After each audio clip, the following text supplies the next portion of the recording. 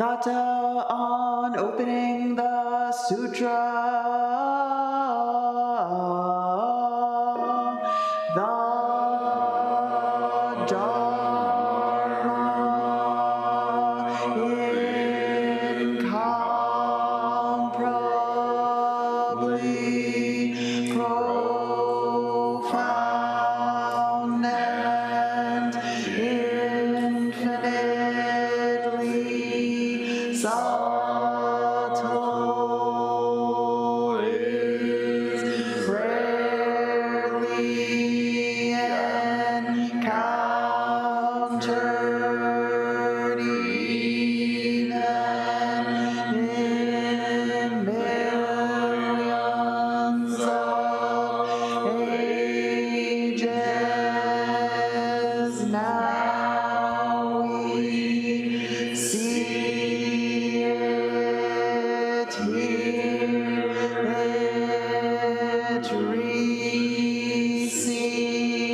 and maintain it. May we completely realize the Tathagata's true meaning. So, good afternoon, everybody. Thank you for practicing Sesshin. Just a note to the monitor, there'll be a few friends I expect have let me know they're going to arrive.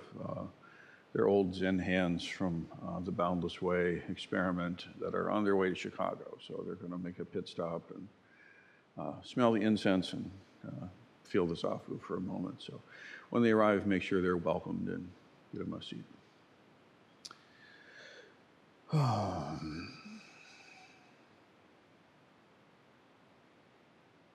You know, when I was coming up, my first teacher would often remark how his teacher from Japan was very much unhappy with the funeral culture of the temples in Japan. And I'm sure you've heard me speak about this sometimes. And the critique was, by all of the accounts of the folks who came to America to teach, a sound one, that Zen had started off trying to do good, and it ended up doing very well. Just not the same thing. And it had turned into a cultural institution that wound itself around funerals. Funeral home business, which is an honorable profession. And yet, many of the teachers who made their way to the shores of this country felt that the practice of the Buddha Dharma and the realization of it was not taking place nearly as much as it could. And in fact, when you dig a little deeper, you find that there's kind of always been kind of a subset of folks who are actually doing the thing and actually coming to awakening and stuff, and then a larger institution. And so, as I was saying, my first exposure to this fact was very much colored by those who left it in dismay. And as I said, probably for some good reasons. However, I think it's a critical thing to realize. Temples are about death. It's true. They're also about life, of course. But temples don't shy away from the full catastrophe, the total package. Yesterday was such an amazing day for Reverend Kaishin. We went to visit Tenka in hospice. And for those of you can I just see a quick show? Who's been in the presence of a person in the death process? Okay, so many of us most know what I'm talking about. You can see it. You can feel it. Your body responds to it. Your cells know. And there's kind of an instinctive, I think it's technically called a disgust response.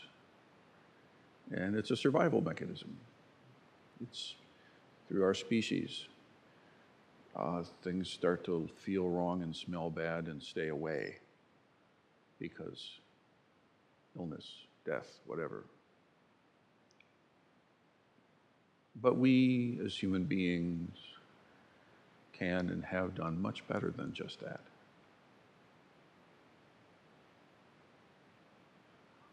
We have a way of seeing the perfection of it, not just the instinctual.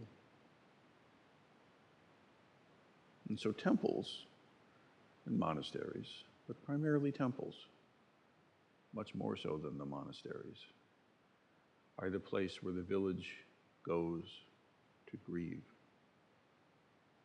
as well as to celebrate. And these are sacred activities of Buddha. These are sacred activities of the awakened ones. It would be just not even good enough to be called wrong to think that the awakened person is beyond any sense of grief or joy, floating in some impenetrable cloud of bliss or a void of untouchability. This is just not even wrong. And I do notice that in the commercial marketplace of meditation, that somehow is interweaved with the health and wellness community, that everything is shiny and sparkly like an Instagram pic, filtered, curated, just so any of the not pretty bits, they're left out of frame.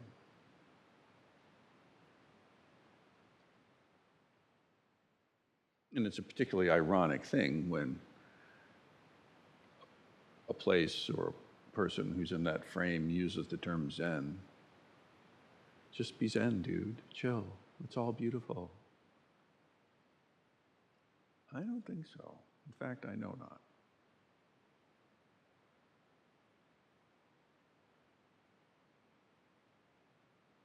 I've had occasion to say to a number of folks of late that people that have a spirituality, meaning their own subjective, unique, individual, personal experience, that's centered around everything being beautiful, everything being magnetized because of the alignment of their happy thoughts or something. When things inevitably assert themselves in a different direction, oh, the crash is really, really bad. And also an inability to actually deal, blaming oneself. It would be like thinking that something was just horrendously wrong with you, that you were aging. Like if you merely thought youthfully, you would just be youthful for all time. But because you're aging, obviously you're not thinking right, and it's your fault.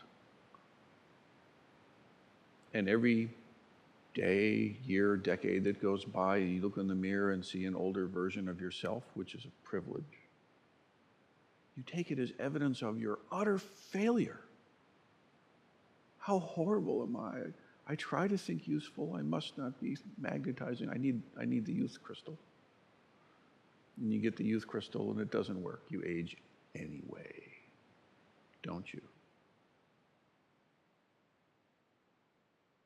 Now, some traditions wind this around some original sin or some fallen nature that we need retribution of or cleansing or what have you.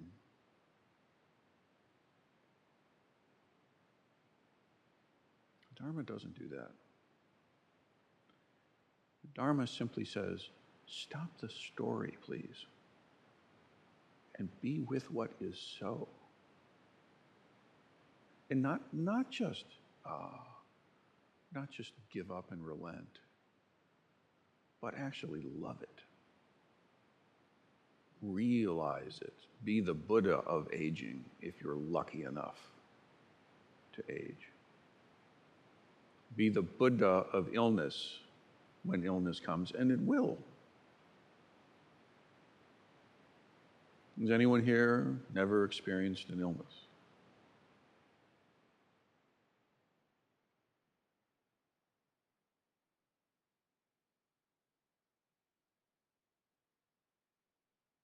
So, this business of death. I've come to see now in a way that I would not have predicted how important the temple function of funeral and memorial service and having a place of rest for the ashes, how actually critically important this is. Talk about keeping shit real. Do you know what I'm saying?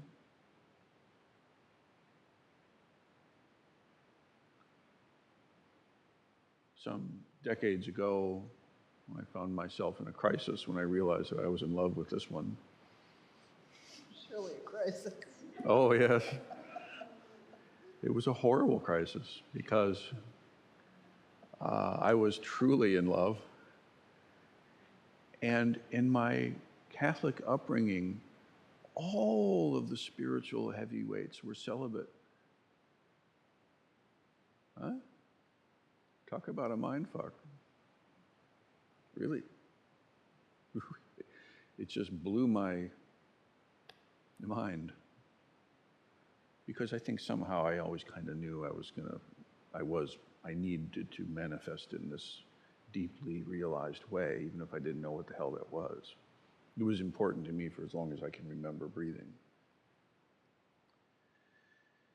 And here's this assumption that wasn't met.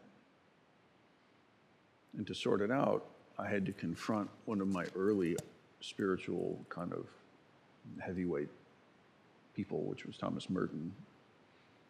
And so I decided that to resolve this matter, I did a ton of Sesshin to begin with, which was really a smart move. Big calamity, big crisis, big identity shift, big unknowing, and you don't have time to sit? Wrong. Make time to sit, especially then. Tapping on stick, especially then. Oh, I don't have time for retreat. Everything is so challenging. What? Oh, I don't have time for medicine. I'm too sick. I don't have time for air. I'm busy drowning. It's funny. It's wrong-headed. Anyway, I did a bunch of Sesshin. I had a few beers with a bass-playing buddy who was actually a psychologist. That was very helpful. And then I had to do this one last thing. I had to go and visit the monastery where Thomas Merton taught. I had to feel it myself. I couldn't just commit to the marriage until I went and faced that option. It was scary. I was scared. She was scared. And Dad was freaking out. The joys of youth, huh? He did, yeah, my dad, yeah, he drove me down there. It was a funny thing too, because, we all the way down, it was just a kind of a non-event, and we showed up. I was unannounced and unplanned, and I just showed up, and they, now I know what happened. They looked at it and said, oh, this is a vocation, we need to take this in, right? Because that's how I was presenting, and normally you can't do that. Anyway, they made accommodation for me, and I lived the life of the Trappist for some time. And I got a chance to go to Merton's Hermitage, by the way, which was just a building. It's like, wow, how about that? It's just a building. And not even a particularly amazing one. It was just a shack. Anyway, the point I wanted to get to, why I'm talking about this, is it happened to be my great fortune, my incredible fortune, that when I arrived, one of the monastics had recently died. Like within, I don't know, a couple of hours.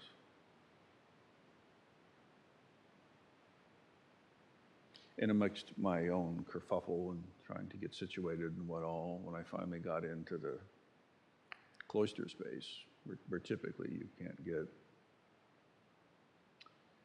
there was this casket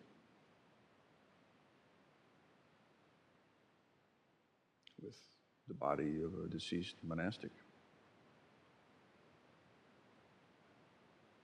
And then a unique feature to me was that there were two brothers on either side, and they continually had a vigil where they recited the Psalms, which is their practice, and a noble one, by the way. So they would take turns, and for a day, maybe longer, I'm not sure, I can't remember, but they would constantly be there. And mind you, the abbey there is fairly big and Gothic and everything like this. And so at night, I would go down there, and there's just the corpse, two brothers, a candle, and the Psalms. And I sat there and watched as the brothers came and went in shifts.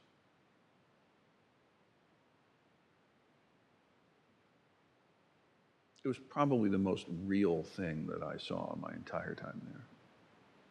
It was the best expression. The fellows making fruitcakes for sale were somewhat a disappointment to me, honestly. Well, you see, the thing was that Merton talked about silence, monastic silence, the necessity of silence, yeah? I mean, the Trappists have this vow of silence. This is like a real thing. And these dudes were chit-chatting like old ladies in a sewing club or something. They were talking the whole time when they're making these fruitcakes, and I'm like, this is not. It ain't here. Whatever I felt from Merton's teaching and his thing, I didn't sense there. But that dead brother, oh, I can bow to that. That was real, right? And so I ended up, obviously deciding that wasn't the way to go, and the rest is our history together, really. Thankfully, thank you for marrying me, and putting up with that little tumult there. But anyway, what I want to talk about really is that body being in that space.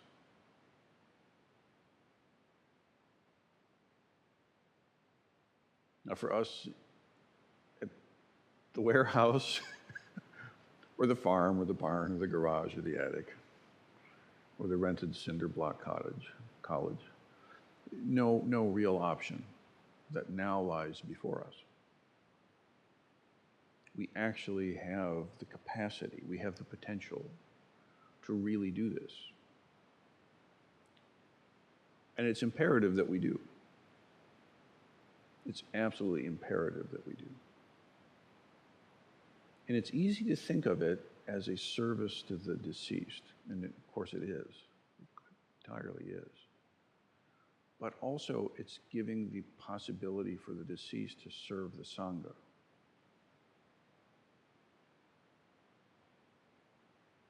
The Bodhisattva uses all the ingredients of their life for the benefit of all beings, yeah?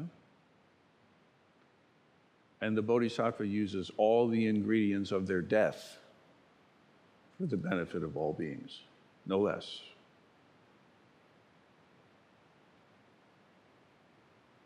And that's always true, but it's particularly true when we have the option to give that a container and a frame and rituals and rites that meet the moment impeccably, with lots of mistakes, I'm sure.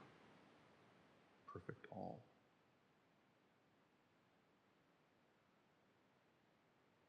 I can feel even now that we're in this situation together as a community.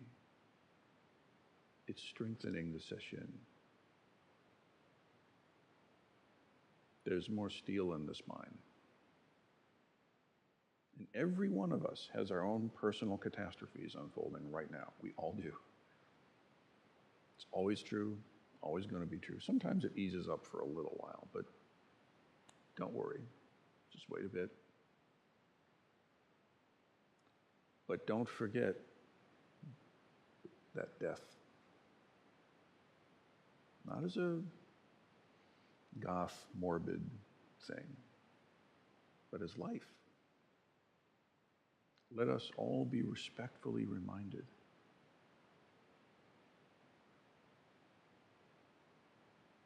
I can remember when my first teacher passed away.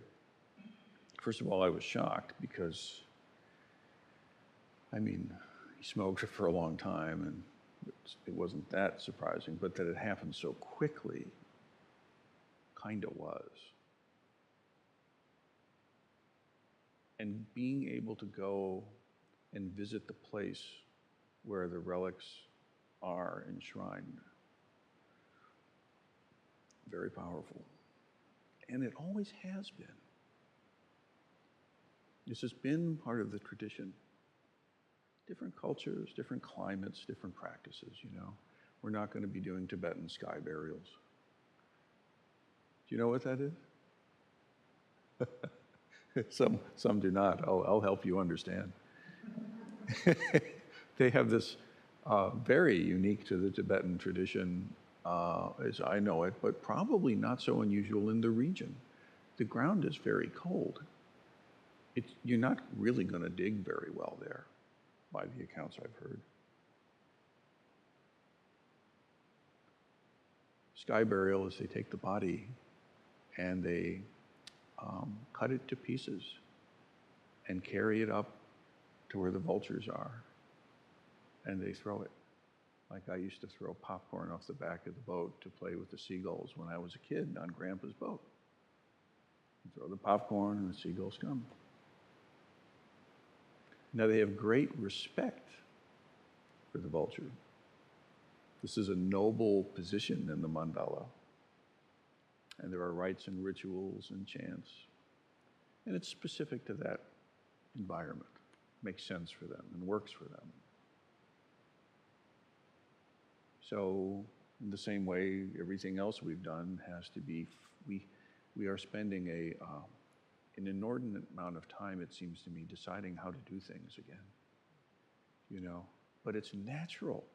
It's actually the next phase. We spent so much time, decades really, approximating this. This is what we've always been trying to do and could not do, and so we did as close to this as we could in the barn, in the basement, in the warehouse. Now we're actually here. And that chapter has somewhat come to a close. In fact, it's come to a close. We had the grand opening. There's switches to be changed and things to fiddle with, but basically we're here. Now, how will you wield it? How are we going to get from here to there? And how are we going to move the thing? And what are we going to do about this? These are all surfacing now because we're actually here. Yeah? And so in the midst of that, it's easy to become frustrated. But please realize that is a sacred frustration because we are in that seat of discerning how is this going to go. And actually, if we simply say, let's do precisely what the Japanese Soto sect text says to do, we will have completely missed the mark. Because that Japanese text is not what the Chinese folks did. Right? Time, place, position, and degree. And so here we are now. How do we deal with a not 18-year-old Sangha and Oryoki serving on these really hard floors? What do you do about that? And on and on.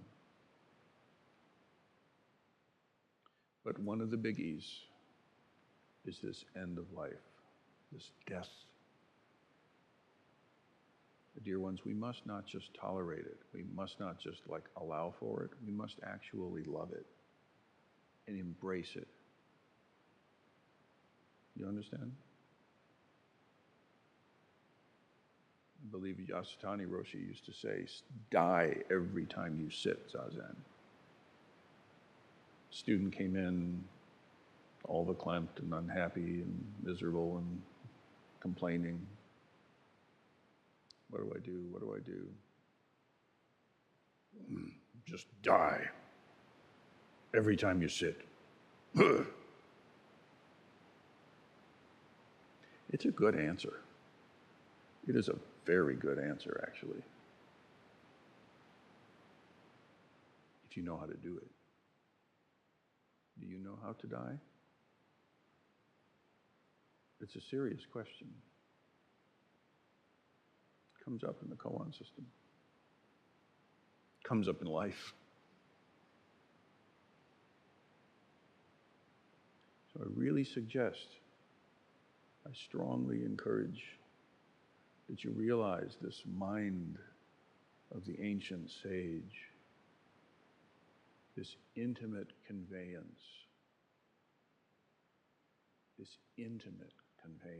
of the awakened mind, using all the ingredients of your death,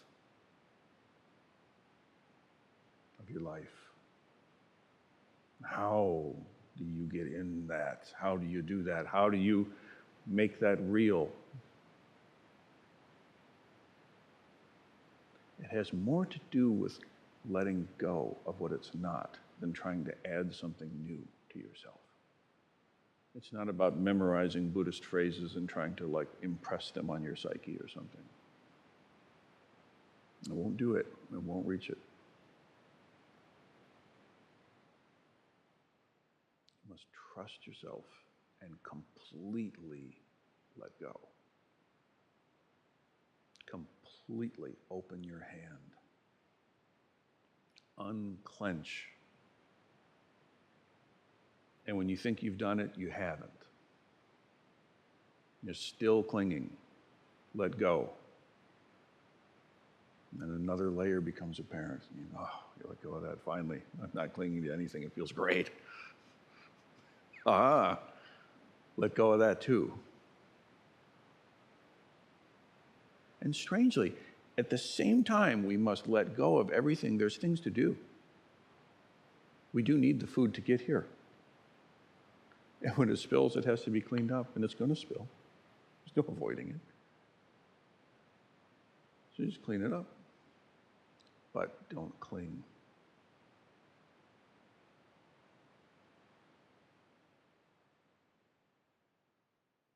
Don't cling even to death.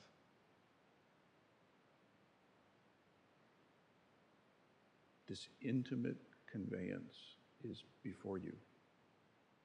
It surrounds you right now. You are immersed in it. The only thing keeping you from realizing that is yourself. And I mean yourself. Drop that self. You are no one in particular when you sit. Now, when you get up and you enter the world, you're definitely someone particular, but not when you sit.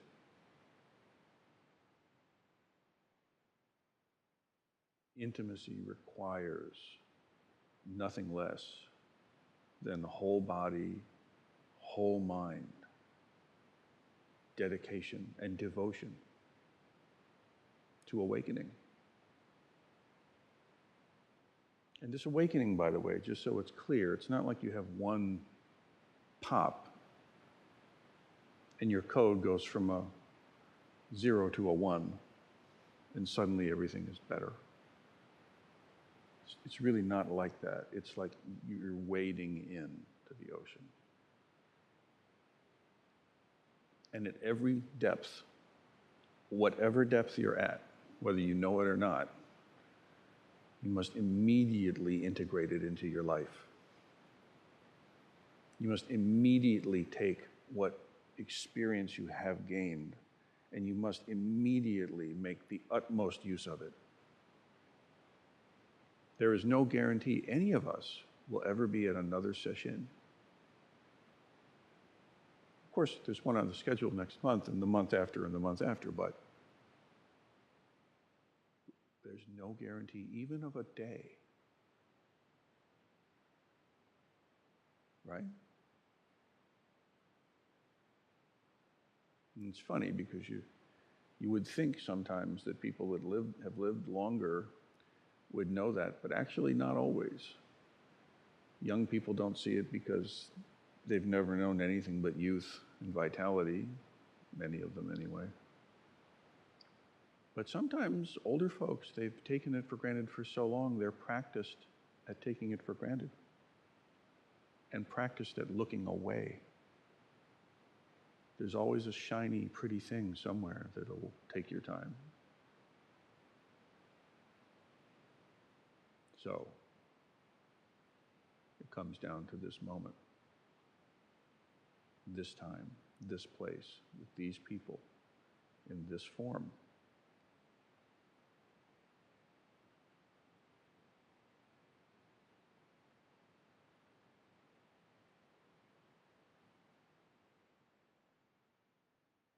And I can feel Tenka right now.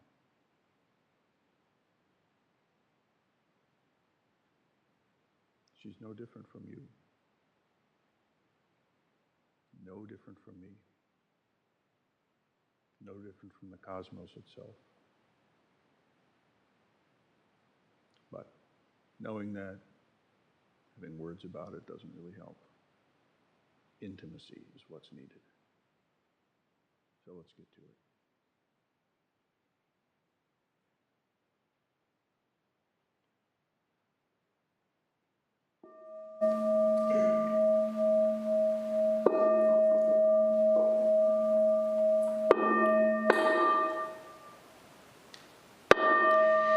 Beings are numberless. I vow to free them.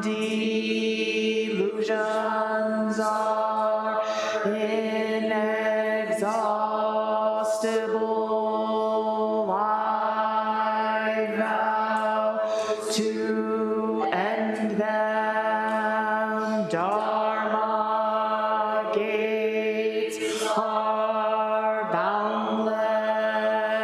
I vow to enter them. The Buddha way is unsurpassable. I vow to embody it. Beings are numberless. I vow to free them.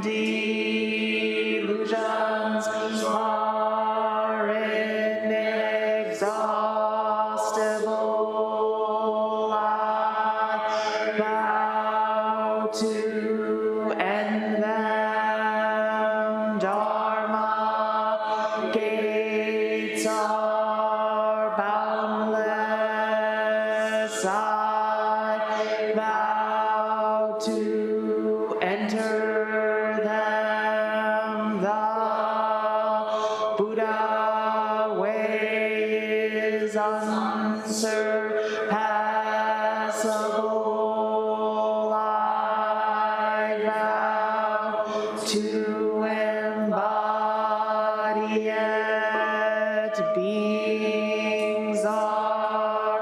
Numberless, I vow to freedom.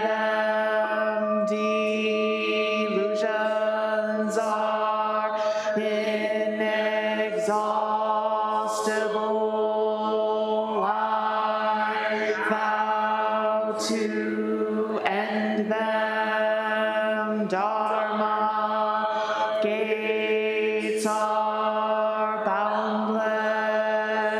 I vow to enter them. The Buddha way is unsurpassable. I vow to embody it.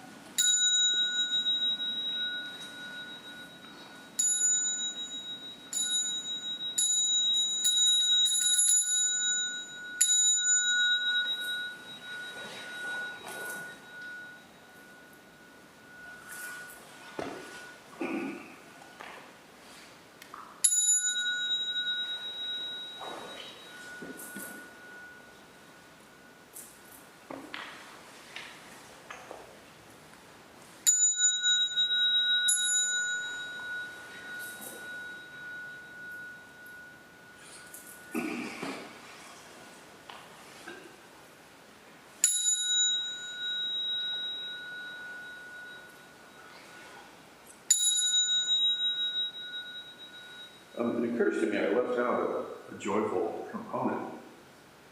The reason why it was such an interesting day for Reverend Shokai is that we had that in the morning and that afternoon her grandbaby was born.